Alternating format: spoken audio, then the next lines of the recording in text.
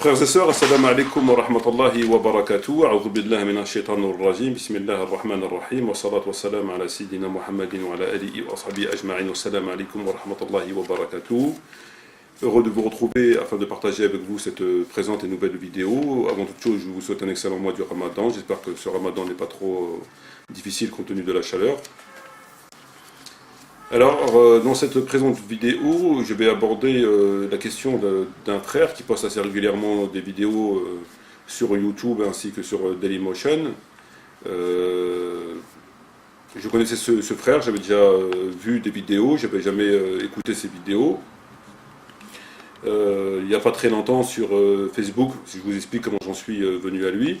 Donc il n'y a pas très longtemps sur Facebook, il y a eu une conversation entre moi et un frère, et soudainement il y a un frère qui vient, et il tenait pour le moins des propos relativement agaçants, en tout cas en ce qui me concerne. En tout cas je les ai estimés ainsi, je les ai ressentis ainsi concernant un sujet qu'on avait abordé, et il me disait entre autres que le frère Mohamed Bajarafel, donc le frère qui est l'auteur des vidéos que je vais aborder, était quelqu'un d'extrêmement érudit, qu'on ne lui arrivait pas à la cheville, tout autant qu'on était, on ne lui arrivait pas à la cheville, etc., etc. Moi, ça ne me dérange absolument pas.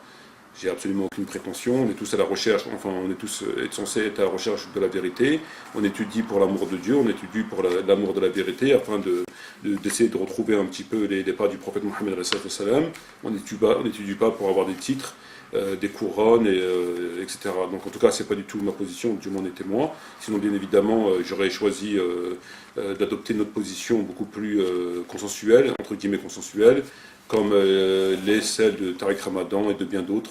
Donc voilà. Donc moi, ça m'avait quelque peu agacé, alors j'ai décidé de visionner des vidéos de ce frère. Et la première vidéo que j'ai visionnée et celle que je vais aborder à présent, j'ai entendu quelques erreurs tout à fait factuelles, tout à fait évidentes, et pour le moins relativement grossières. Je dis grossières dans la mesure où il n'y a pas besoin de faire d'ijtihad, il n'y a pas besoin de faire de longs efforts de recherche, de connexion entre les textes, et d'élargir ses investigations pour en découvrir la vérité. C'est des choses qui sont établies, qui sont relativement faciles à trouver quand on a un minimum de lecture et un minimum de bagage théologique. Donc voilà, donc j'étais assez étonné, et pour rien vous cacher, frères et sœurs, je suis très très agacé d'entendre des gens répéter bêtement des stupidités. Des gens qui prétendent avoir des bagages théologiques, qui prétendent être étudiants, qui prétendent être des gens qui cherchent, des gens qui étudient, qui fouillent, qui essaient de comprendre leur religion. Venir répéter des choses complètement bêtes, ça m'agace réellement. C'est-à-dire que non seulement on était dans une espèce, sur un certain nombre de sujets dans l'erreur, on y était depuis un certain nombre de siècles.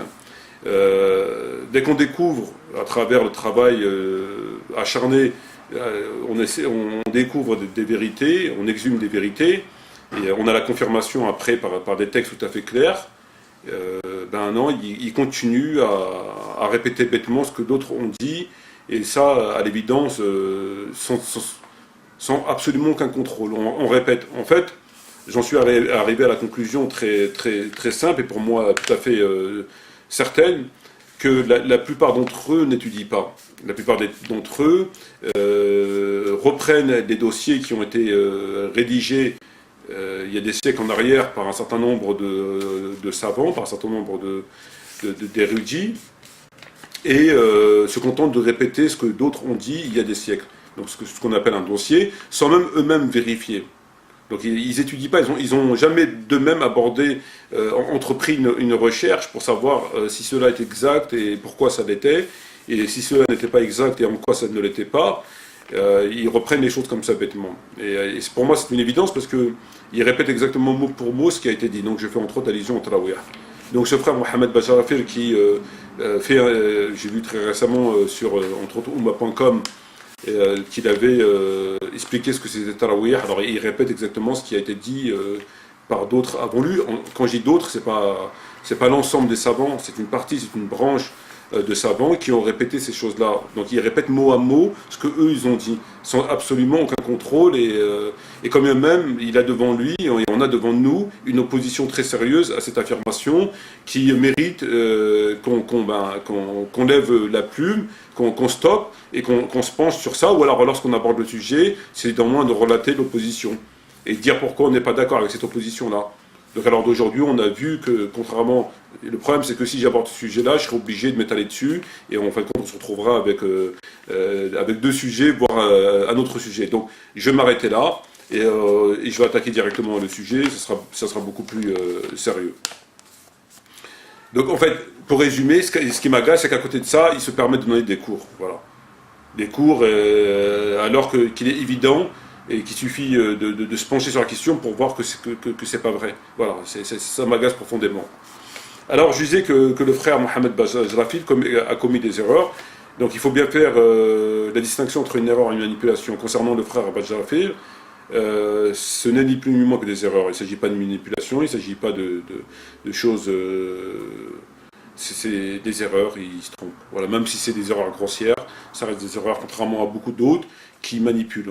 Comment on peut faire la distinction entre une manipulation et une erreur? C'est que la manipulation, on dit des choses de cette façon-là, on affirme des choses en ce sens, puisqu'on a un intérêt à le dire, comme l'intégration, comme la polygamie, comme le djihad, comme beaucoup de choses. Voilà. Donc c'est le cas le champion en la matière, Tariq Ramadan. Mais il n'y a pas que lui. Après, vous avez plein de petits poissons autour de lui, Dalil Baker, Chebel, bon, voilà. Donc là, on est dans la manipulation claire et simple. Donc on a la vérité, mais on décide de la dénaturer, à défaut de pouvoir la cacher, de la dénaturer et de dire autre chose. Voilà. Tout simplement pour avoir une place, pour être reconnu, pour être accepté, pour gagner des sous, et pour gagner un fauteuil, etc. Et l'erreur, c'est qu'on n'a pas d'intérêt. Voilà, c'est une erreur. Donc, concernant par exemple Tariq Ramadan, il a commis des erreurs, je les relaterai, des erreurs caractérisées indiscutables, et je considère que c'est des erreurs, c'est pas des manipulations. Voilà. Donc là, concernant le frère Bajrafil, il s'agit bien sûr d'erreurs. Donc qui n'a rien à voir, ce frère, bien sûr, je le mets sans commune mesure avec Tariq Ramadan. Bon, bref, alors, voici à présent les erreurs. Donc, avant tout, nous allons écouter l'avant-propos du frère Bajrafil, dans lequel il met en garde les frères et sœurs de ne pas écouter n'importe qui et de faire attention qu'on ne leur dise pas n'importe quoi. Donc, commençons par écouter déjà cet avertissement. Faites gaffe, je vous dis tout pour pas que vous tombiez sur des gens qui vous disent n'importe quoi. J'essaye en tout cas de tout vous dire là-dessus. Alors là, nous avons écouté un avertissement très clair, un avertissement tout à fait légitime, bienvenu. Le frère Bajrafil met en garde les frères et les sœurs en disant il ne faut pas écouter n'importe qui, il ne faut pas écouter n'importe quoi, etc. Donc c'est très bien. Le problème, c'est qu'il est concerné par ce n'importe qui, il est concerné par ce n'importe quoi. Alors pourquoi ? Donc là, nous allons vous faire écouter la première affirmation, les premiers propos qui causent problème. Alors écoutez ce que le frère a dit et on se retrouve ensuite afin que je vous les explique. Fatima bint Rasoul sallallahu alayhi wa sallam, quand le prophète est mort, elle est partie voir Abu Bakr as-Siddiq pour lui demander de l'héritage. Et Abu Bakr a dit, mais le prophète sallam a dit, Nahnu ma'ashara al-anbiya'i, nous les prophètes, la nourath. On n'hérite rien de nous. Et ça n'a pas plu à Fatima. Et Fatima en a un peu voulu à Abu Bakr as-Siddiq, mais avant de mourir, ils se sont réconciliés. Alors, dans les propos que vous avez entendus, nous avons très clairement et très nettement entendu que le frère Bajrafil nous dit, Mohamed Bajrafil nous dit, concernant Fatima alayhi salam, qu'on a un peu voulu, donc ce sont ses propres termes, qu'on en a un peu voulu Abu Bakr, anhu, et qu'avant de mourir, Fatima alayhi salam s'est réconciliée avec Abu Bakr. Donc c'est très clair, elle en a un peu voulu et elle s'est réconciliée avec Abu Bakr avant de mourir. Or, c'est une affirmation qui est complètement fausse, et c'est une affirmation qui est d'autant plus grave, d'autant plus grossière, puisqu'il n'y a pas de divergence sur ce point. Tous les textes, jusqu'à preuve du contraire, affirment la même chose, à savoir que Fatima alayhi salam ne s'est jamais réconciliée avec Abu Bakr, et lorsque le frère dit qu'elle en a un peu voulu, il minimise quelque peu, et c'est le moins que je puisse dire, la position, enfin en tout cas les faits historiques. Puisque maintenant, je vais vous relater ce qui est mentionné dans Bukhari. Alors, je vous ai extrait 3 textes dans le Sahih de l'imam al-Bukhari concernant Fatima, alayhi salam, et le fait historique que je suis en train d'évoquer. Donc, on apprend ceci, donc je vous lis le texte tel qu'il est mentionné dans le Sahih de Bukhari. Hurwa rapporte d'après Aïcha, radiyallahu anha, que Fatima et Ibn Abbas vinrent trouver Abu Bakr pour obtenir leur part dans la succession de l'envoyé de Dieu. Ils demandèrent les terres de Fadak et une part de Khaybar. Abu Bakr leur dit, j'ai entendu l'envoyé de Dieu dire, on n'héritera pas de nous, notre succession servira d'aumône. La famille de Mohammed ne mange que le produit des aumônes. Par Dieu, ajoute Abu Bakr, je ne laisserai pas une seule des choses que j'ai vues pratiquer par l'envoyé de Dieu, sans la pratiquer moi-même. Fatima s'éloigna d'Abu Bakr, et tant qu'elle vécut, elle ne lui adressera plus la parole. Donc je répète, Fatima s'éloigna d'Abu Bakr, et tant qu'elle vécut, elle ne lui adressera plus la parole. Référence du texte, Sahih de l'imam al-Bukhari, tome 4, page 361, tome 4, page 361, premier texte. Donc à travers ce texte, on constate, donc je répète, que Fatima s'éloignait d'Abu Bakr, et tant qu'elle a vécu, elle ne lui adressa plus la parole. Donc, elle ne s'est pas réconciliée avec lui. Deuxième texte, Aïcha, la mère des croyants, a raconté ce qui suit. Après la mort de l'envoyé de Dieu, sa fille Fatima va réclamer à Abu Bakr, à titre d'héritage, la part des biens laissés par son père et dont Dieu lui avait accordé la conquête. Abu Bakr lui répondit que l'envoyé de Dieu avait dit « On n'hérite pas de nous, ce que nous laissons est une aumône ». Fatima, fille du prophète, Kourosei, évita depuis cette époque Abu Bakr et ne cessa de l'éviter jusqu'à sa propre mort, survenue 6 mois après celle de l'envoyé de Dieu. Bukhari, tome 2, page 381. Donc je répète le texte, je vise le texte en question, qui nous intéresse. Fatima, fille du prophète, Kourosei, évita depuis cette époque Abu Bakr et ne cessa de l'éviter jusqu'à sa propre mort, survenue 6 mois après celle de l'envoyé de Dieu. Bukhari, tome 2, page 381. À travers ce deuxième texte, il est très clair que Fatima a évité Abu Bakr, et ce jusqu'à sa mort, laquelle est survenue 3 mois après celle de l'envoyé de Dieu. C'est clair, ça ne fait l'objet d'absolument aucune polémique et aucune contestation. Et enfin, troisième et dernier texte, frères et sœurs, Aïcha rapporte que Fatima, la fille du prophète, envoya demander à Abu Bakr ce qui lui revenait de la succession de l'envoyé de Dieu, dans sa part du butin de Médine à Médine et à Fadak, ainsi que ce qui restait du butin de Khaybar. Abu Bakr répondit que l'envoyé de Dieu avait fait la déclaration suivante: on n'hérite pas de nous, ce que nous laissons est une aumône sur laquelle la famille de Mohammed prélèvera seulement de quoi pour pouvoir se nourrir. Or, par Dieu, moi je ne changerai rien à l'aumône de l'envoyé de Dieu. Elle resta dans les mêmes conditions que du vivant du prophète, et je l'emploierai exactement comme le faisait l'envoyé de Dieu. Abu Bakr ayant refusé de rien remettre à Fatima, celle-ci conçut une violente colère contre Abu Bakr. Elle évita de le revoir et ne lui adressera plus la parole tant qu'elle vécut. Fatima mourra 6 mois après le prophète. Ali, son mari, l'ensevelit durant la nuit sans avoir informé Abu Bakr de l'événement et fit lui-même la prière funéraire. Donc, je relis le texte visé concernant dans le sujet concerné. Celle-ci conçut une violente colère contre Abu Bakr. Donc, celle-ci conçut une violente colère contre Abu Bakr. Elle évita de le revoir et ne lui adressa plus la parole tant qu'elle vécut. Fatima mourut 6 mois après le prophète. Ali, son mari, l'ensevelit durant la nuit sans avoir informé Abu Bakr de l'événement. Il fit lui-même la prière funéraire. Référence du texte, Bukhari, tome 3, pages 168 et 170. Donc, frères et sœurs, la conclusion de ce contre-argument est très claire. Nous avons d'un côté le frère Mohamed Bajrafel qui nous a dit de façon tout à fait claire que Fatima, alayhi salam, elle en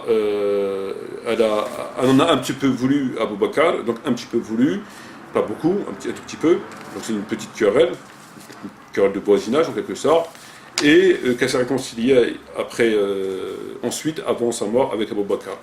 Or, il s'avère que c'est complètement faux, puisque les 3 textes que nous avons, qui ont été extraits du Sahih de l'imam al-Bukhari, lesquels font, jusqu'à preuve du contraire, parce que je n'ai pas la prétention d'avoir lu tous les livres qui existent sur la planète, tous les livres de hadith qui existent sur la planète, jusqu'à preuve du contraire, c'était pas une petite colère, mais et une très grosse colère, puisque Bukhari nous dit qu'elle a conçu une très forte colère vis-à-vis de lui, donc je recite ses propos.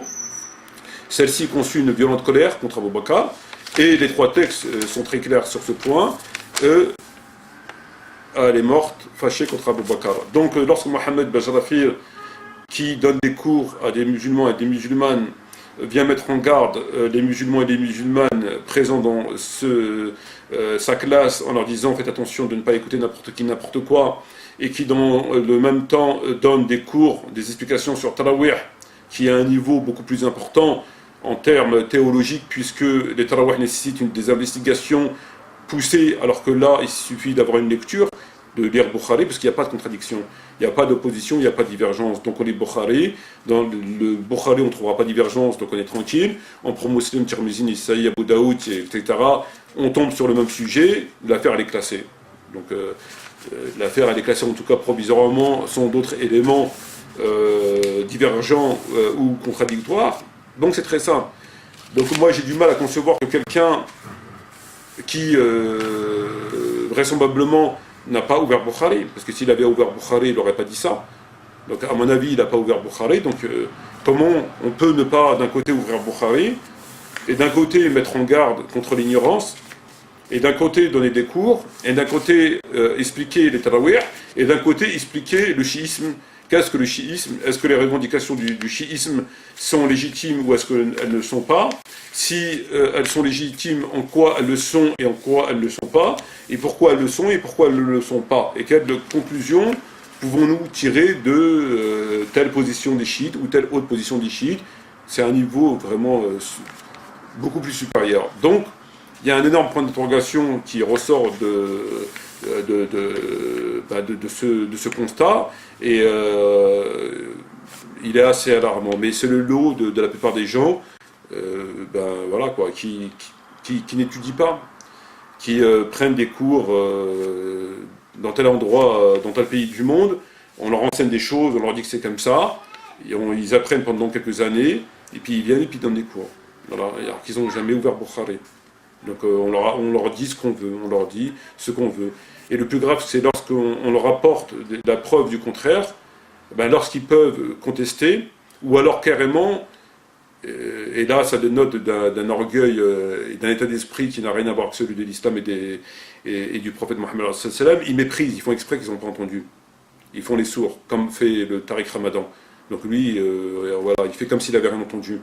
Et donc voilà, donc c'est vraiment... c'est pas bien.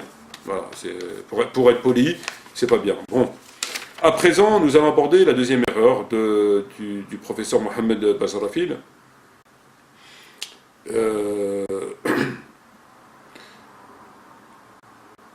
Donc, la deuxième erreur de Mohammed Bajrafil, c'est lorsque... Donc, on va l'écouter, et ce dernier nous explique que les chiites doivent être considérés comme musulmans, c'est pas le propos.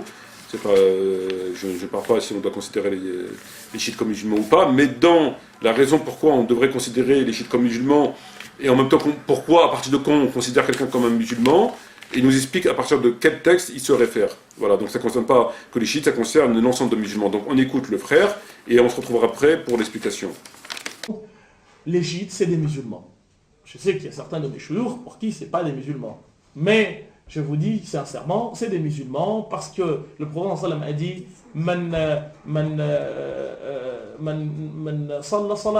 celui qui fait notre prière et que se dirige vers la même direction que nous et qui mange ce que nous mangeons,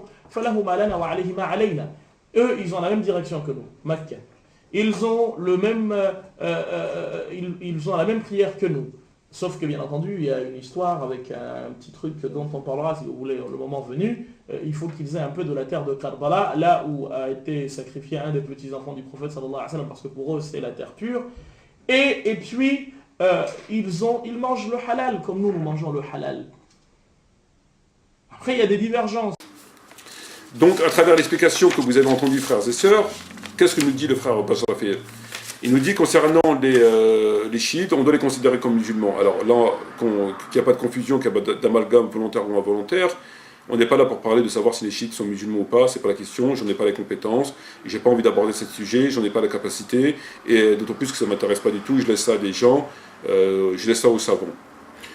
Mais ce qui nous intéresse dans ce que vient dire le frère Mohammed, c'est qu'il nous dit qu'on doit considérer les chiites, et on doit considérer donc, par extension, toute personne qui, conformément au dit du prophète qu'il a cité, donc il a cité un dit du prophète pour argumenter, pour justifier son propos, toute personne qui a la même prière, qui se dirige vers la Qibla et qui mange de la viande halal est considérée comme musulman.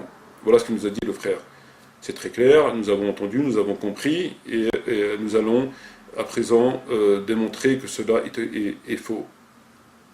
Donc d'après le frère, on obtiendrait le statut du musulman lorsque on fait la même prière, lorsqu'on se dirige vers la Kaaba et lorsqu'on mange de la viande halal. 3 conditions. Or, c'est faux. C'est complètement faux. Donc voilà l'explication.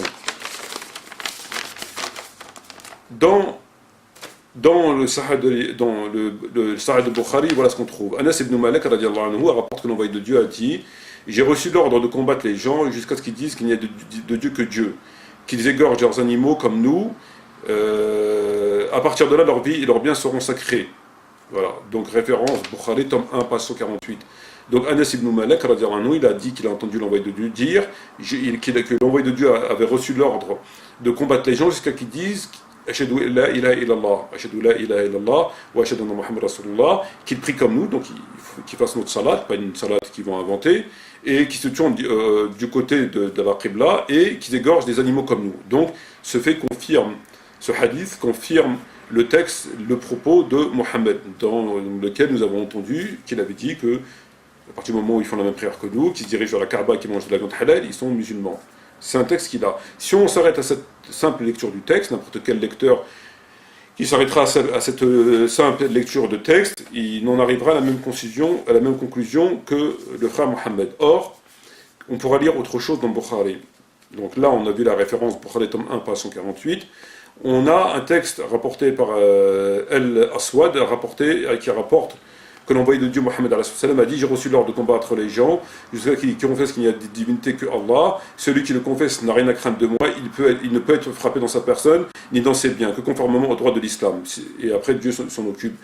Donc référence du texte Bukhari tome 2, page 65, page 331, excusez-moi, hadith numéro 6. Donc c'est un texte dans Bukhari. Là nous avons un texte qui nous dit autre chose. Dans le premier texte, on rapporte que le prophète a dit qu'il était chargé de combattre les gens jusqu'à ce qu'ils fassent la même prière que nous, qui prient comme nous, qui se tournent vers la Qibla et qui égorgent des moutons. À partir de là, ils sont musulmans. Donc 3 conditions. Dans ce texte-là, qui est rapporté par Al-Aswad, il nous dit autre chose. J'ai reçu l'ordre de combattre jusqu'à ce qu'il confesse qu'il n'y a pas d'autre divinité que Dieu. Celui qui le confesse n'a rien à craindre de moi. Il ne peut être frappé dans sa personne. Voilà, donc là, il y a juste la shahada. Il suffit juste de faire la shahada. À partir de là, il n'y a pas de problème. Et la viande, halal, elle n'a rien à voir là-dedans. Se diriger vers la Qibla et faire la prière autrement, enfin, peu importe, ça n'a rien à voir là-dedans. Le prophète a simplement dit, l'envoyé de Dieu a dit: j'ai reçu l'ordre de combattre les gens jusqu'à qu'ils confessent qu'il n'y a de Dieu que Dieu. D'accord? Celui qui le confesse n'a rien à craindre de moi. Il ne peut être frappé dans sa personne et dans ses biens, que conformément au droit de l'islam. Donc là, ce texte est en contradiction. Donc c'est ou bien, il y a les 3 conditions, la prière comme nous, se diriger vers la Qibla et manger de la viande halal, ou bien uniquement faire la shahada. Mais il y a encore un 3e texte qui vient contredire les 2 précédents. Selon Ibn Ammar, l'envoyé de Dieu a dit: j'ai reçu l'ordre de combattre les gens sans relâche, jusqu'à ce qu'ils professent qu'il n'y a d'autre divinité que Dieu, et que Mohammed est l'envoyé de Dieu, qu'ils accomplissent la prière et qu'ils payent la dîme. Le jour où ils feront tout cela, leur vie et leurs biens seront respectés par moi, sauf quand l'islam permettra d'y apporter atteinte. Pour le reste, ils devront en rendre compte qu'à Dieu. Extrait de Sahih Bukhari, tome 1, page 17, numéro 1 et numéro 1. Donc je répète, selon Ibn Ammar, le prophète aurait dit le prophète a reçu l'ordre de combattre les gens jusqu'à ce qu'ils professent qu'il n'y a de Dieu que Dieu, donc qu'ils fassent la shahada. qu'ils accomplissent la prière, donc qu'ils fassent les prières obligatoires, et qu'ils payent la zakat. Donc 3 conditions. À partir de là, ils sont musulmans. Leur vie et leurs biens sont sacrés, sauf en ce qui concerne la loi. C'est-à-dire que si les musulmans va commettre un délit ou un crime, dans ce cas-là, on le jugera pour son crime ou son délit. Il va forniquer, il va tuer un autre musulman, il va voler, etc. Voilà. Mais sinon, s'il ne fait pas ça et qu'il fasse les 3 attestations, qu'il remplit les 3 attestations, il est musulman, on ne peut rien lui faire. Donc là, frères et sœurs, qu'est-ce qu'on a à travers la lecture de ces 3 textes-là? On a 3 textes qui, les 3 confèrent un statut aux musulmans, les 3 confèrent un statut aux musulmans, et qui sont contradictoires. Si on les prend de façon isolée, sans les analyser, comme l'a fait le frère Bajafir, Mohamed Bajafir, et comme il l'a fait aussi concernant Fatima, enfin là, il n'a pas fait sans l'analyser parce qu'il ne l'a pas lu du tout, puisque visiblement il ne le connaît pas, donc pour analyser il faut le lire, or vraisemblablement il ne l'a pas lu, il ne le connaissait pas. Donc là, il avait connaissance de ce hadith, des 3 conditions, mais il n'a pas analysé. Alors, il a eu connaissance, je ne sais pas s'il l'a lu dans un livre, ou je ne sais pas si on l'a dit, ou il l'a écouté à la radio, ou je ne sais pas, ou un cheikh lui a dit. En tout cas, il avait connaissance de ce texte. Bon. Sans l'avoir analysé. Et un des grands malheurs en rapport avec la science, c'est le fait de prendre des hadiths et de les balancer. De les balancer. Alors, je veux un hadith, Bukhari, tiens Muslim, tiens, tu veux Abu Daoud, tiens, moi j'ai Tirmidhi, et on les balance. Et ça, c'est pas possible. Pourquoi c'est pas possible? Parce que la religion est une science. Et une science ne peut s'atteindre, ne peut se comprendre que par une étude. On ne peut pas, par une lecture, comprendre une science. On ne peut pas. On ne peut pas, par une lecture. Et la religion est une science, et on peut comprendre une science, on peut arriver à comprendre une science qu'en étudiant. C'est pas l'étude. Et non pas par rapport à une lecture. Avec une lecture, jamais on atteindra. On ne pourra pas atteindre, parce que c'est tout simplement impossible. Par une lecture, on ne peut pas. Donc les gens qui lisent, c'est très très bien. C'est très très bien. Mais il faut qu'ils mettent des réserves dans leur affirmation, parce qu'ils n'ont pas étudié. Et lorsqu'on étudie, ça change complètement. C'est là où on se rend compte des contradictions, on se rend compte d'énormément de choses. Donc il est important de faire la distinction entre étudier et lire. C'est 2 choses différentes. Voilà, c'est fondamental. Bref, donc, le frère a cité un texte qui accordait le statut aux musulmans avec 3 conditions: prier comme nous, se diriger vers la Qibla et manger de la viande halal. À partir de là, on devient musulman, et par conséquent, les chiites ou tout le monde deviendra musulman parce qu'il a rempli ces 3 conditions. C'est clair, c'est net, c'est bon, on a compris. Lorsqu'on analyse de ce que le frère a dit, on se rend compte que c'est faux. Et c'est faux pourquoi? C'est faux parce que dans le Bukhari, dans le Sahih al-Bukhari, nous avons relaté 3 textes, lesquels des 3 accordent un statut aux musulmans, et en imposant différentes conditions, à part la shahada et la prière. Le premier texte parle de prier comme nous, de se diriger vers la Qibla et de manger halal. C'est bon, on a compris. Texte que le frère a dit, et qu'il a avalisé et qui propage. Nous avons ensuite un texte qui dit non, il faut juste faire la shahada. À partir du moment où vous faites la shahada, ashhadu la ilaha illallah wa ashhadu anna muhammadan rasulullah, votre vie, votre bien est sacré, et après c'est entre vous et Dieu, mis à part la loi. Et vous avez un 3e texte qui comprend la salat, donc de la shahada, la salat et par contre la zakat. Il n'y a pas de viande halal, c'est la zakat. Donc nous avons 3 textes et lesquels accordent le statut aux musulmans, mais qui sont contradictoires. Ou bien ça va être celui-là, où il n'y aura pas la zakat, ou bien on prend celui de la zakat, mais on ne prend pas où il y a la viande, et on ne prend pas uniquement où il y a la shahada, ou alors on prend la shahada, mais on ne prend pas celui de la viande, et on ne prend pas où il y a la zakat. Comment on fait? Parce que les 3, ils accordent le statut du musulman, mais les 3 n'imposent pas les mêmes conditions. Donc comment on fait? Et les 3 sont dans Bukhari. Alors c'est très simple comment on fait. Il faut investiguer. Et lorsqu'on investigue, on se rend compte que le texte authentique étant celui qui comprend la zakat. Pourquoi? Je vais vous relater 2 preuves, 2 éléments qui, à eux seuls, démontreront très clairement que ce texte est authentique et que les autres, je ne vais pas dire qu'ils ne sont pas authentiques, mais peut-être qu'ils ont été dits à un certain moment de l'histoire. Donc peut-être qu'ils ont été dits à une période, etc. Peut-être qu'ils ont été abrogés, peut-être qu'ils ont été mal compris par la personne qui les a entendus. Peu importe, ce n'est pas le débat de la question. En tout cas, ils sont à mettre de côté. Ils sont caduques dans leur application. Je dis bien dans leur application. Alors, quel est le texte authentique parmi les trois? C'est très simple. Les deux éléments qui vous prouveront que c'est celui qui comporte la zakat étant un fait historique.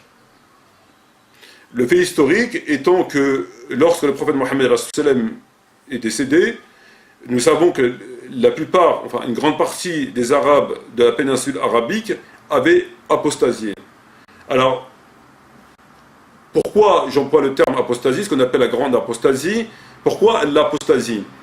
Ils avaient apostasié puisqu'ils avaient, à l'époque du prophète, accepté les conditions, et à la mort du prophète, ils sont revenus sur un certain nombre de conditions, dont, entre autres, celle de la zakat. Et ils ont dit que nous, on accepte de faire la salat, mais bien sûr, au préalable, la shahada, mais on ne veut pas donner la zakat, on ne veut plus donner la zakat, ou alors il faut nous le accorder un délai.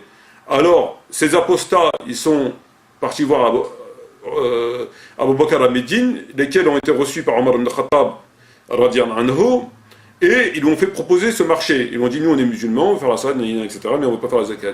Omar a accepté ce marché, a dit d'accord, et il a proposé à Abu Bakr. Ce dernier, il a dit non. Il a dit lors de questions, si je ne peux pas changer les règles de l'envoyé de Dieu, s'il ne donne pas la zakat comme il donnait à l'époque de l'envoyé de Dieu, je les combattrai. Nous avons un texte dans le Sahih de Bukhari qui relate ce fait, mais vous le trouverez partout.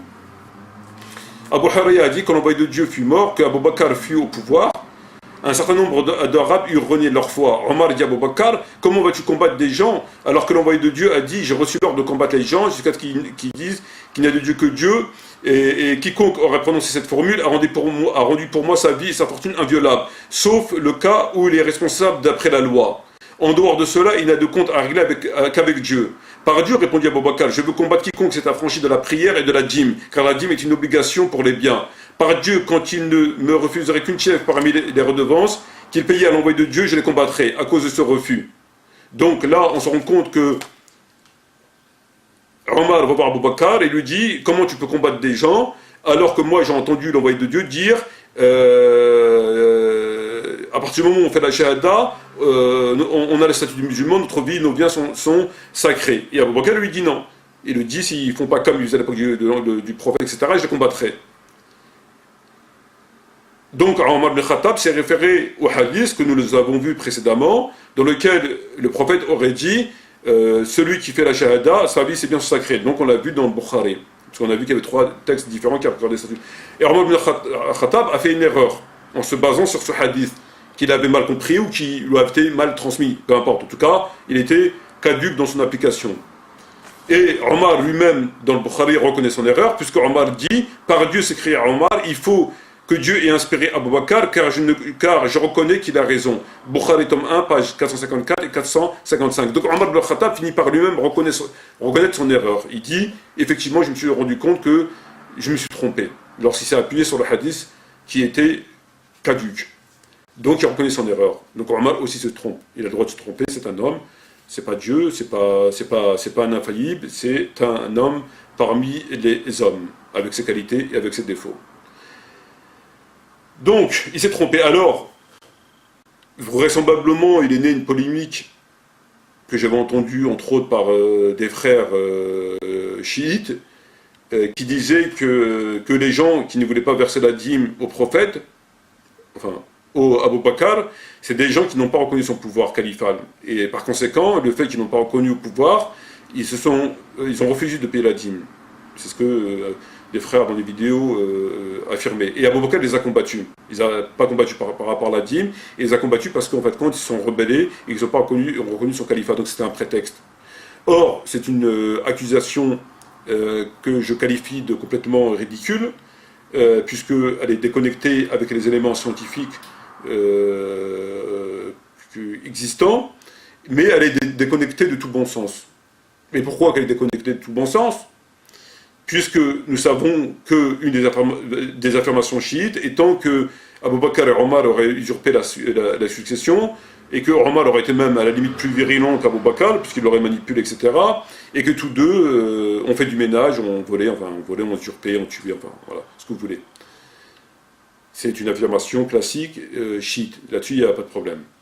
Mais de l'autre côté, on nous dit que, par rapport à la zakat, Abu Bakr les a combattus parce qu'ils n'ont pas reconnu autant que calife. Et donc, il s'est servi de la prétexte de la zakat pour tuer, je cite, des musulmans. Donc, il a combattu des musulmans.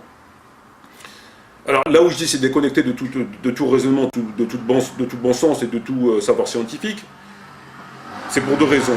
Première des raisons, que ça contredit le Coran, et deuxième des raisons, c'est que comment on peut affirmer d'un côté que Omar ibn Khattab était l'ennemi de Ahl al-Bayt et qu'il était le principal instigateur de l'usurpation de la califat, mais qui, en même temps, va essayer d'encourager Abu Bakr d'accepter les conditions des rebelles. Puisque si on nous dit d'un côté que ces gens-là étaient des rebelles, et qu'ils sont rebellés non pas pour la dîme, mais pour l'autorité califale, Omar, qui, soi-disant, l'aurait usurpé, aurait eu, à mon avis, les aurait plutôt combattus, puisqu'ils n'ont pas reconnu, il n'aurait pas intercédé en leur faveur.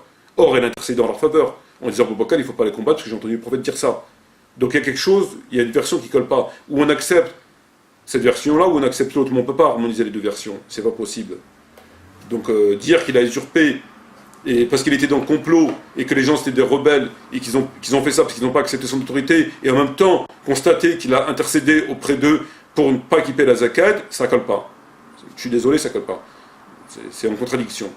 Ça c'est un premier point. Mais l'élément définitif qui va mettre un terme à cette pseudo-polémique, qui va mettre un terme aux affirmations du frère Mohammed, lequel a affirmé la condition pour obtenir le statut de musulman, et pour qui va mettre un petit peu entre guillemets de ménage dans ces textes-là, dans ces affirmations-là, c'est le Coran.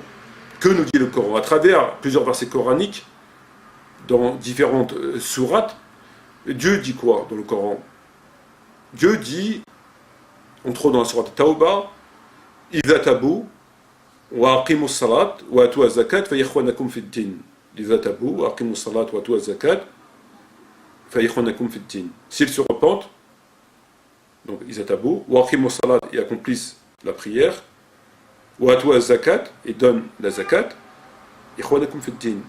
Donc Dieu a mis trois conditions: le repentir, donc l'attestation de foi, etc., le faire la prière, comme on l'a vu, et donner la zakat. Donc le Coran confirme la version que Abu Bakr avait appliquée.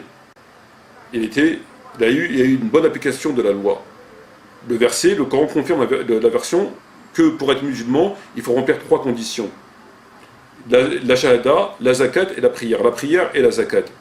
Conformément au Coran, conformément au hadith, donc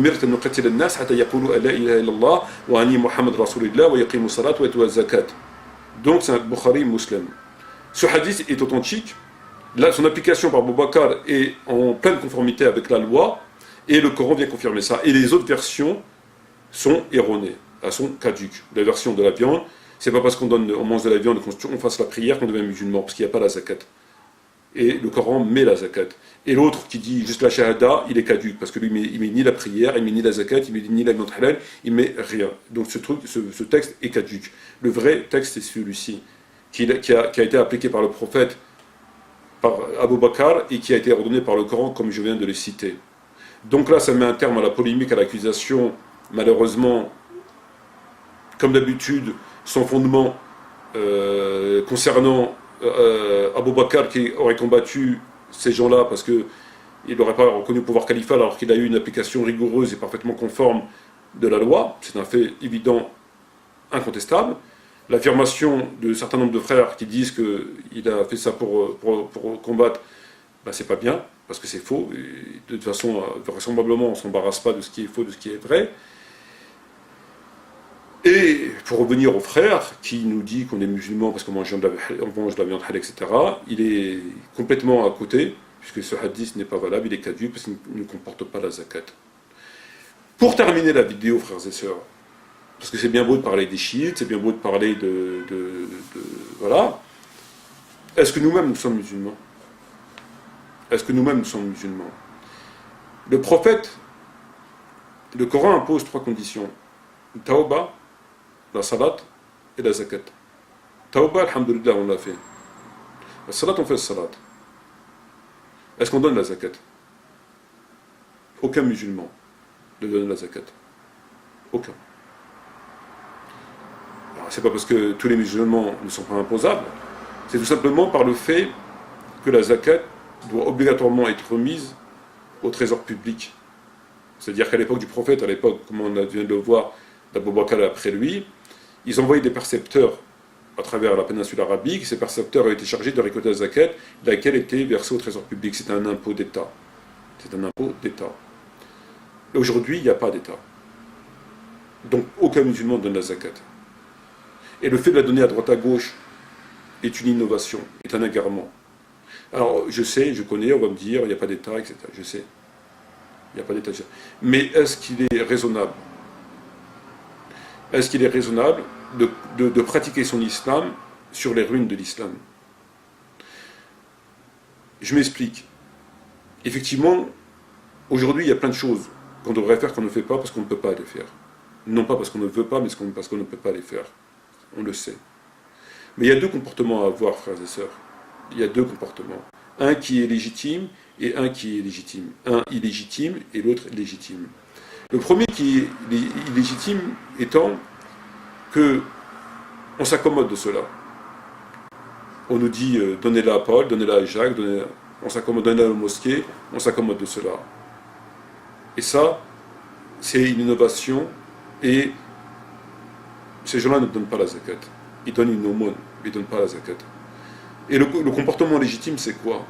C'est les musulmans qui constatent qu'effectivement, la zakat est un impôt d'État, et qu'il n'y a pas d'État, et que le califat s'est écroulé à cause, entre autres, des hypocrites, qui, à l'heure d'aujourd'hui où je vous parle, font en sorte de le maintenir dans l'état où il est aujourd'hui, par l'intégration, par le mensonge, comme il le fait Tariq Ramadan en disant qu'on peut donner la zakat à droite, à gauche, etc. Il vous incite justement à être à l'aise, à vous contenter de cette nouvelle religion. Et ça, c'est très grave. Voilà. Donc maintenant, pour revenir, c'est bien beau de dire manger le halal, on est musulman, moi je parle halal, etc. Mais il n'y a personne qui donne la zakat. Donc avant de parler des autres, pour savoir s'ils sont chiites, pour savoir si les chiites c'est des sunnites, si les chiites c'est des musulmans, si les sunnites sont des musulmans, etc., et que c'est les patatis et les patatas, il faudrait déjà commencer par soi. Or, la question qui se pose s'adresse à nous directement. Est-ce que nous-mêmes nous sommes musulmans? À travers les textes qu'on vient de voir. Voilà. Donc, vous avez la réponse de façon très... voilà. Donc, sur ce, frères et sœurs, je vous ai relaté assez longuement les erreurs du frère Mohammed. J'ai analysé 2 vidéos. Il y a une deuxième vidéo où il fait aussi des erreurs caractérisées, mais vraiment caractérisées, alors qu'il suffirait de lire pour ne pas les faire, parce que, encore une fois, sur les sujets qu'ils abordent, il n'y a pas de divergence. Il n'y a pas de divergence. Sur le sujet de la mort de Fatima, qu'elle est morte en colère, personne ne dit qu'elle n'est pas morte en colère. Sur le sujet qu'elle n'avait pas c'était pas juste un petit problème, personne ne dit ça, c'est un gros problème. Puisque Ali alayhi salam, il est enterré à l'insu d'Abou Bakr et de Omar, et qu'elle était très en colère. Donc c'est faux. Il n'y a aucun texte qui dit le contraire. Et par rapport à la zakat, il n'y a pas de texte qui dit le contraire. C'est-à-dire qu'avec un minimum de lecture, on arrive à ce que je viens de vous dire. Quand vous connaissez un petit peu le Coran, vous en arrivez à ça. Lorsque vous lisez un petit peu le Coran, vous lisez le verset donc vous percutez, et voilà, donc il n'y a pas besoin de sortir d'Al-Azhar ou de Com pour savoir ça. Voilà, sur ce, j'espère que j'ai été assez clair. Je vous remercie en tout cas de votre attention. Je remercie les frères et sœurs qui interviennent assez régulièrement sur Facebook. Je les invite vraiment vigoureusement à défendre leur religion, à dénoncer ces imposteurs, ces gens qui n'arrêtent pas de vous dire de vous intégrer. de vous parler de l'homosexualité, de banaliser l'homosexualité, voilà, donc battez-vous pour votre religion, on ne vous demande pas de verser votre salaire à une organisation, à une association, on ne vous demande pas de prendre une arme et d'aller en Palestine, on ne vous demande pas d'aller manifester dans la rue, on vous demande simplement de dénoncer, de faire ce que vous pouvez faire. C'est quand même pas compliqué de faire de ce que vous pouvez faire. Ce que vous ne pouvez pas faire, faites-le pas, mais faites ce que vous pouvez faire. Donc eux, ils sont en train de frapper l'islam dans le dos, de raconter tout et n'importe quoi. Ben, je ne sais pas, réagissez, faites quelque chose vous aussi. C'est pas toujours les mêmes qui fassent des vidéos, des écrits, voilà, il faudrait bien que quelque part d'autres prennent un petit peu la relève et voilà, je veux dire, je sais pas, faites quelque chose aussi. Bon, vous avez appris, vous avez compris, vous savez que lui c'est un menteur, que lui, bon, c'est très bien. Mais c'est aussi de votre devoir de défendre votre religion et de renforcer le front de l'opposition. Voilà. Sur ce, mes frères et sœurs, je vous remercie de votre attention. J'espère à bientôt, et notamment pour évoquer l'autre vidéo du frère. Et je ne vais pas m'étaler sur ce sujet, puisque bon, c'est que des erreurs, contrairement à d'autres qui sont vraiment très dangereux et qui manipulent et qui ont une notoriété, une couverture médiatique digne d'un chef d'État. Donc je vous souhaite encore une fois un bon ramadan, et j'espère à bientôt pour d'autres vidéos, d'autres écrits et d'autres interventions sur Facebook. Merci à vous et à bientôt, Inch'Allah.